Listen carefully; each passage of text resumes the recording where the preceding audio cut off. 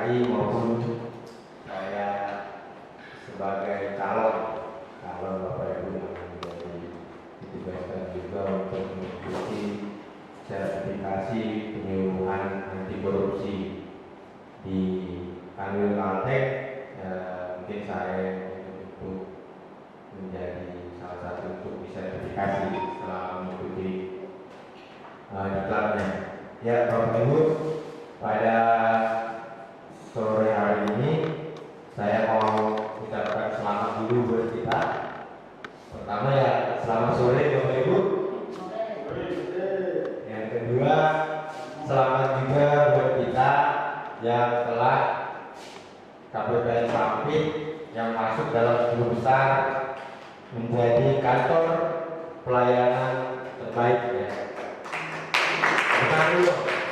Ya, terima kasih. Menjadi kantor pelayanan terbaik 10 besar, salah satunya adalah kita juga harus menjadi orang-orang yang dapat menyuluh terhadap korupsi. Di sini Bapak Ibu, pertama saya akan sampaikan setiap ada penyuluhan anti korupsi, yang pertama kali ditekankan adalah keselamatan kita.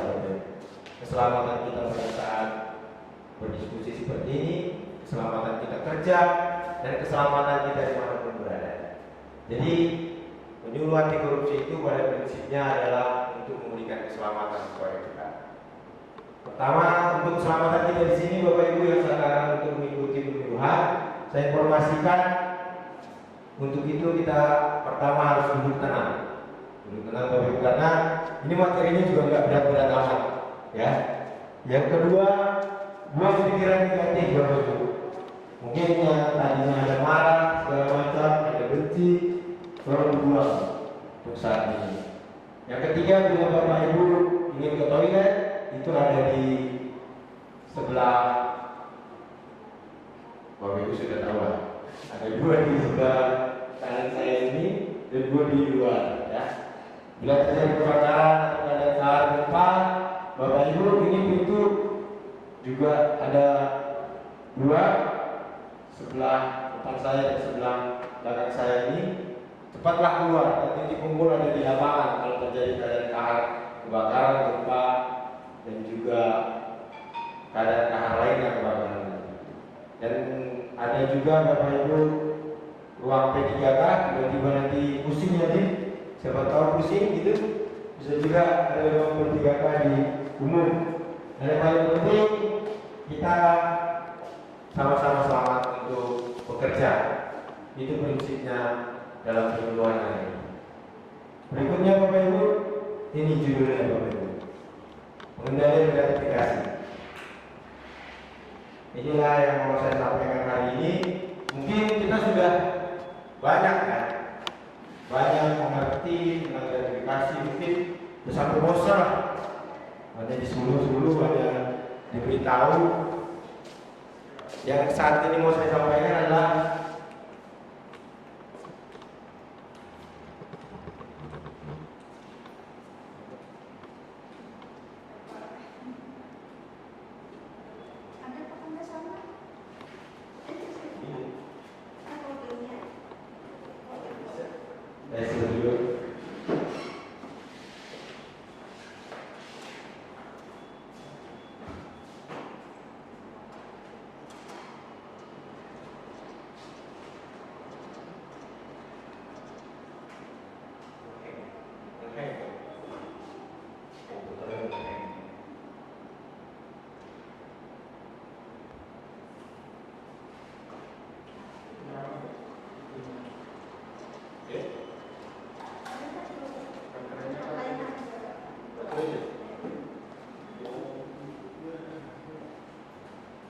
oke lah, Bapak Ibu.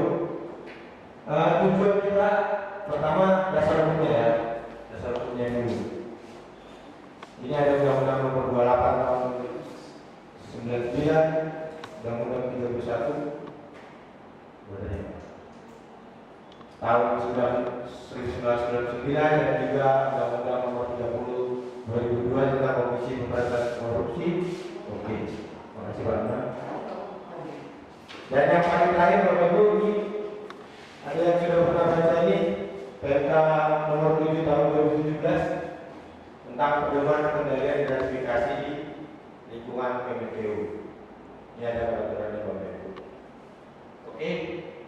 nanti bisa dibaca.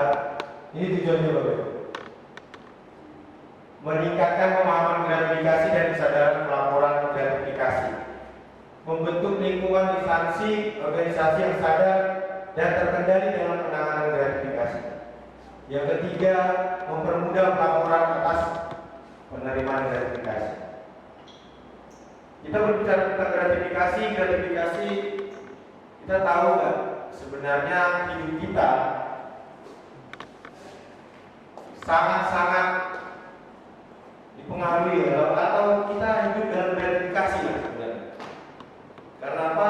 Karena arti gratifikasi itu adalah ini berbeda. Definisinya dalam pasal 12B Undang-Undang Nomor 31 Tahun 99 tentang pemberantasan tindak pidana korupsi. Definisinya paling utama itu pemberian dalam arti luas. Jadi kalau kita sampai tidak mengetahui tentang gratifikasi yang merupakan tindak pidana korupsi, kita akan berbahaya. Kita akan berbahaya dalam bekerja. Kita akan bisa-bisa nanti masuk penjara. Jangan sampai ada kata-kata hukum yang bilang kalau sudah diundang-undangkan semuanya dianggap tahu. Jadi tiba-tiba Bapak Ibu nggak bisa bilang, ya kan saya nggak tahu. Ya Bapak Ibu tetap aja di penjara. Kalau melakukan yang namanya tindak pidana korupsi berupa gratifikasi. Pemberian dari dalam arti luas ini bisa Bapak Ibu bentuknya adalah uang, barang, pinjaman tanpa bunga, fasilitas, penginapan, rabat, diskon, komisi, pengobatan cuma-cuma, tiket perjalanan coba. Bentuknya ini ada kan selalu dalam kehidupan kita dalam bekerja. Makanya kita kelihatannya sih hidup di dalam gratifikasi, hidup dalam pemberian, tapi kita harus tahu mana yang tindak pidananya, mana yang tidak pidana. Oleh karena itu ini sangat penting Bapak Ibu bagi kita dalam bekerja, supaya kita juga lancar bekerja, tidak takut-takut dan melaksanakan sesuai dengan ketentuan yang berlaku. Ini itu pentingnya yang perlu saya sampaikan. Ada pertanyaan? Atau ada Bapak Ibu yang tercengang dengan ini? Atau ya ini biasa sih, ini masih biasa Bapak Ibu. Saya sampaikan dulu lagi. Jadi Bapak Ibu,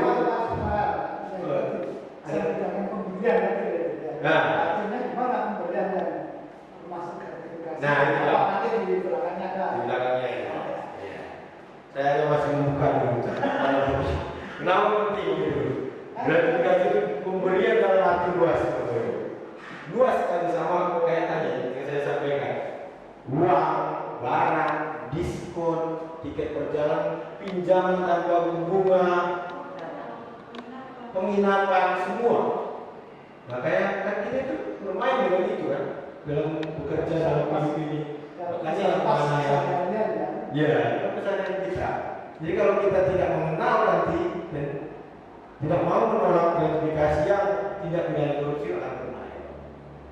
Ini makanya pentingnya GKM ini. Jadi Bapak Ibu tidak sia-sia ya Pak dalam GKM ini, gitu maksud saya. Walaupun memang saya juga pengen pulang gitu, tapi ini penting sekali gitu. Ternyata Bapak Ibu, nah ini dalam Undang-Undang tahun 3199 gratifikasi ini disebut sebagai jenis tindak pidana korupsi. Bisa jadi, ya, dan bisa dikenakan pasal hukum dan ada sanksinya. Yang kedua, gratifikasi bisa dianggap suap. Jadi pemberian itu yang suap selama ini kita tahu bahwa orang memberikan, terus ya kalau pemberian dari orang lain itu nanti suap ini gratifikasi bisa dianggap suap. Seperti itu nanti kita akan kasih tahu. Ini pandangan-pandangan ahli juga. Makanya ini penting kita ketahui. Berikutnya saya sampaikan, nah inilah Bapak Ibu. Suap itu yang jelas-jelas ya, orang kalau udah bicara suap pasti itu adalah tindak pidana korupsi. Itu sudah pasti dalam 7 bentuknya juga. Kalau orang suap berarti tidak. Tapi gratifikasi kalau ini sangat spesial ya. Pada suap itu sudah ada meeting of mind. Meeting of mind ini sudah ada kong kali kong, istilahnya sudah tahu. Sudah ada niat. Nah, iya, sudah tahu. Saya memberi ini, dia terima itu karena saya akan melakukan ini. Itulah suap. Sudah ada meeting of mind. Sudah kesatuan pikiran antara pemberi dan penerima. Tapi gratifikasi tidak ada, Bapak Ibu. Nah, ini harus kita mengerti. Orang memberi sesuatu itu belum tentu ada maksudnya gitu, dan diketahui oleh pemberi dan penerima. Bisa jadi penerima yang tahu, bisa jadi pemberi yang tahu maksudnya. Nah, ini bahayanya. Nah, itu perbedaan suap dengan gratifikasi. Tapi gratifikasi yang ini bisa jadi kena tindak pidana korupsi. Walaupun belum ada meeting of mind atau kesatuan pikiran antara pemberi dan penerima. Yang kedua, perbuatan yang mengindikasikan meeting of mind telah dilakukan. Nah, ini telah dilakukan menurut Bapak ini. Menurut Pak apa nih? Ada Joko. Nah, gratifikasi Bapak Ibu ini kan sudah dilakukan ya. Gratifikasi pelaporan ditekankan pada kesadaran seperti konsep self assessment di perpajakan. Jadi ini perbuatannya pertama suap itu perbuatan yang mengindikasikan meeting of mind telah dilaksanakan, sudah terlaksana. Tapi kalau gratifikasi belum tentu salah dan belum tentu juga benar. Kalau salah kalau tidak dilaporkan, seperti di perpajakan itu kan kita hitung-hitung sendiri pemberian kita itu sebenarnya masuk kategori mana. Nah, jadi sudah dilakukan tapi ada kesadaran untuk melaporkan, bisa jadi tidak kena tindak pidana korupsi. Yang ketiga Bapak, menurut Dr. Andes Adam Zazawesa, suap itu niat jahat atau mensreanya untuk memiliki telah ada saat penerimaan. Jadi niat jahatnya sudah meeting of mind-nya ada, kesatuan pikiran untuk bekerja, dan niat jahatnya juga sudah ada pada saat penerimaan. Kalau gratifikasi belum benar. Niat jahat atau mensrea untuk memiliki dianggap ada setelah 30 hari kerja. Coba bayangin. Betapa kita harus sangat berhati-hati di sini. Jadi kalau tidak melaporkan bisa jadi ada niat jahatnya. Padahal awal penerimaan tidak ada. Kalau suap sudah ada pada saat penerimaan. Seperti itu. Makanya kita harus mengenali, sangat harus mengenal. Oke Bapak Ibu, ini saya jelaskan tentang gratifikasi yang dianggap suap. Undang-Undang 3199 juga Undang-Undang 2001 menyatakan setiap gratifikasi dalam masa itu yang bisa jadi hukum. Saya akan menjelaskan ya Mas tentang hukumnya. Ini setiap gratifikasi kepada pegawai negeri atau penyelenggara negara dianggap suap apabila berhubungan dengan jabatannya dan yang berlawanan dengan kewajiban atau tugasnya dengan ketentuan sebagai berikut.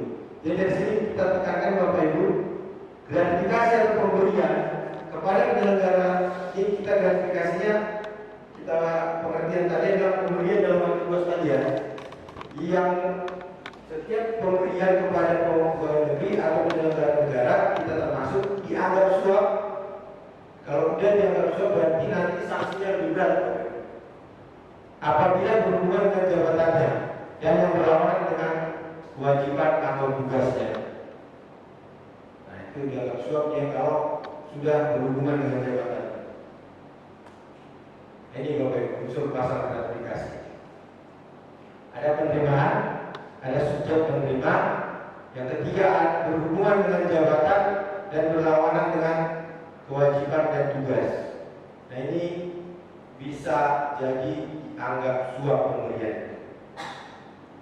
Dan yang keempat, tidak melaporkan pula dalam 30 hari kerja kepada KPK, atau nanti kita akan bahas UPG sendiri yang kita punya, unit pengendali gratifikasi yang kita punya sesuai dengan PMK, kita namanya ada unit pengendali gratifikasi ada 7 hari setelah penerimaan. Oke, kita lanjutkan. Contoh gratifikasi yang dianggap suap Bapak Ibu, ini lebih berat. Kalau dianggap suap nanti sanksinya akan lebih berat. Contohnya mobil untuk perkenalan kepada pejabat baru. Bisa jadi Bapak Ibu. Ini kita harus berhati-hati. Jadi sebagai pejabat ya lebih berhati-hati lah. Mobil untuk perkenalan aja bisa dianggap suap. Terus uang lelah kepada petugas perizinan. Nah ini sekedar uang lelah apa? Gitu kan? Biasanya ada gitu. Atau mau rokok lah. Nah, ini hati-hati Bapak Ibu. Bisa dianggap suap. Hukumannya lebih berat. Ini juga peristiwa acara adat agama sejenisnya harganya melebihi nilai wajar, yaitu 1 juta. Nah ini dari 1 orang ya, itu 1 juta lebih bisa dianggap suap. Terus penghargaan jasa yang terima kasih dan pemenang lelang itu bisa dianggap suap. Berikutnya, nah ini sanksi dan kewajiban pelaporan modal. Sanksinya untuk gratifikasi itu pidana denda 200 juta sampai 1 miliar. Yang kewajibannya adalah lapor kepada Komisi Pemberantasan Korupsi. Kadang kita gratifikasi itu mau tidak mau, suka tidak suka ada dalam kita bekerja. Jadi ini sangat-sangat ya kalau mau selamat ya laporlah gitu. Karena ini sangat ada gitu. Mekanisme laporannya ini Bapak Ibu. Nah ini tadi 30 hari ke KPK dan sekarang KPK juga sudah laporannya secara online ada di aplikasi Gold, gratifikasi online KPK Gold. Bisa Bapak Ibu buka searching di Play Store. Ini 30 hari kerja harus dikirimkan Bapak Ibu sejak diterima. Itu supaya kita tidak dianggap pidana nanti. Kalau kita merasa nantinya penerimaan ini nggak benar gitu. Ya. Kalau nggak benar, tapi kalau nanti Bapak Ibu ketahui ada juga gratifikasi yang tidak harus dilaporkan, pemberian yang tidak harus dilaporkan. Itu 2 hari kerja setelah status diterima oleh UPD. Di Kementerian Keuangan kita punya, di KPK kita punya, dan itu terletak di seksi PRKI. Jadi Bapak Ibu, seksi PRKI ada unit pengendali gratifikasi. Bapak Ibu boleh saja kalau tidak jelas pemberiannya, datang saja laporkan. Apakah Bapak Ibu menerima, berhak menerima itu legal atau tidak, nanti akan dijawab. Nah ini Bapak Ibu manfaat laporan gratifikasi. Manfaatnya satu, melepaskan ancaman pidana. Yang kedua, ternyata cerminan integritas individu. Jadi Bapak Ibu, kalau Bapak Ibu melakukan pembelian itu merupakan cerminan. Nah ini cerminan kejujuran. Berani untuk melaporkan, karena sudah tahu mana yang tidak benar, mana yang benar. Memutus konflik kepentingan.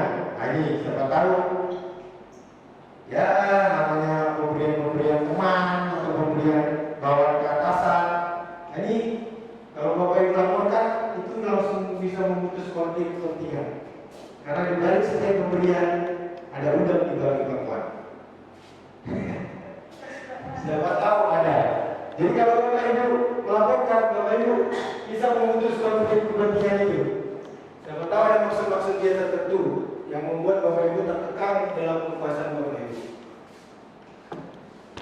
Baris 4 adalah syarat pasal 6 dari pegawai negeri sipil atau penyelenggara untuk melaporkan penerimaan gratifikasi. Jadi ada akses kita sendiri. Kita benar-benar ini harus kita laporkan atau tidak. Ya, itu manfaatnya tahu melaporkan gratifikasi dan tahu melaporkan gratifikasi. Nah ini Bapak Ibu, jenis gratifikasi itu ada 3. Gratifikasi yang wajib dilaporkan, gratifikasi terhadap kedinasan, dan gratifikasi yang tidak wajib dilaporkan. Nah ini kemudian yang harus kita ketahui. Gratifikasi yang tidak wajib dilaporkan Pertama, sesuai dengan surat edaran KPK ini ya, itu pertama karena hubungan keluarga sepanjang tidak memiliki konflik kepentingan. Karena hubungan keluarga ini maksudnya ya kalau bapak ngasih kepada anak hadiah ulang tahun, tapi anaknya adalah penyelenggara negara. Nah itu, ini bukan dalam arti bapak sama anak tapi sama-sama kental itu udah jauh. Di sini dia bapak sama anak tapi bapaknya atau anaknya merupakan penyelenggara negara. Nah ini tidak wajib dilaporkan. Ya ada aja seperti itu konflik. Karena jadi kita saking was-wasnya juga, ini pemberian ini wajib dilaporkan atau tidak? Nah, kalau dia termasuk dengan keluarga